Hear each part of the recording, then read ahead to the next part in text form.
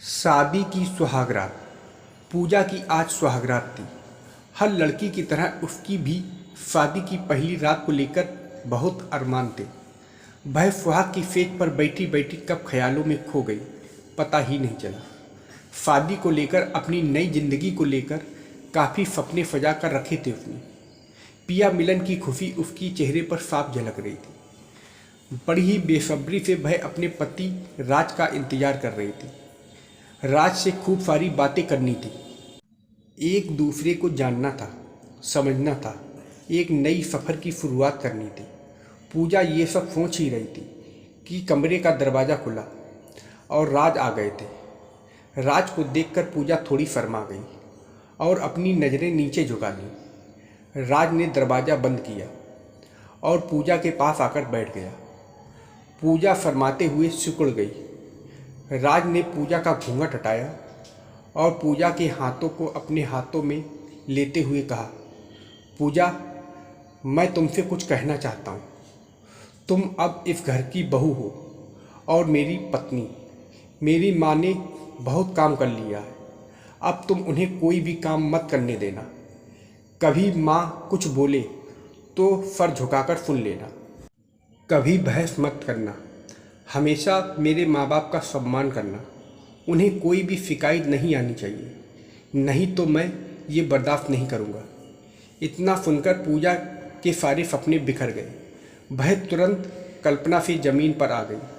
उसने कभी सोचा नहीं था कि उसकी शादी की पहली रात को वह गुस्से में अपने पति से बोली कि मुझे भी पता है कि मैं इस घर की बहू हूँ और बहू होने के नाते मुझे मेरे कर्तव्यों का ज्ञान है, और अभी तो मुझे इस घर में आए हुए एक दिन भी नहीं हुआ। मैं किस तरह से सासू माँ से व्यवहार करती या सासू माँ किस तरह से मुझसे व्यवहार करती, ये तो बात की बात है, लेकिन आपने ये सब बोलकर पहले ही दिन सासू माँ की तरफ से मेरा मन मैला कर दिया।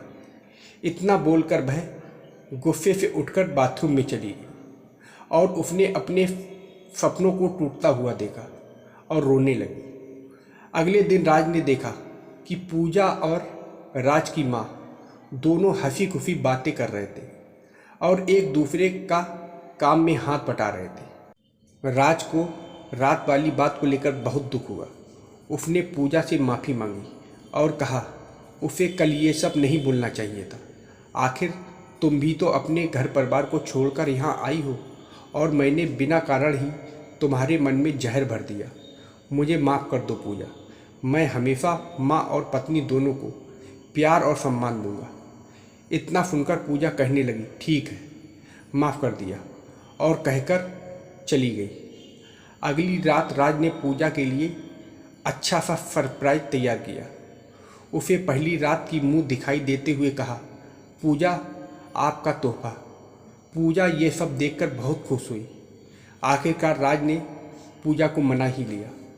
दोनों ने खुशी खुशी प्यार से एक दूसरे को गले लगा लिया और अपने नए सफ़र की शुरुआत की। दोस्तों, अगर आपको ये कहानी पसंद आई हो तो इस वीडियो को लाइक कर दें और मेरे चैनल को सब्सक्राइब ज़रूर कर लें।